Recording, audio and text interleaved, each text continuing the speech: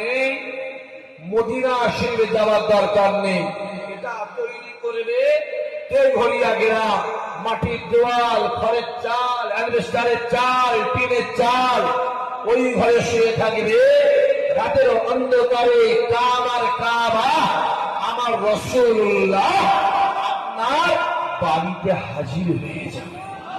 আরো জেনে হবে না? ফুরফুরা শরীফে যাওয়ার দরকার নেই। বেশি বোঝো, বেশি বোঝো।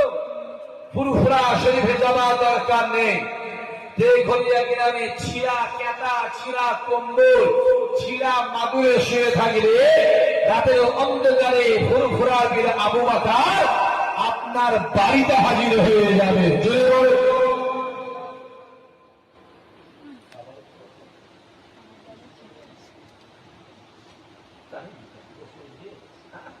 নিউটাউন তো নতুন নতুন জিনিস, তাই একটা ইসাহাতি করলাম না,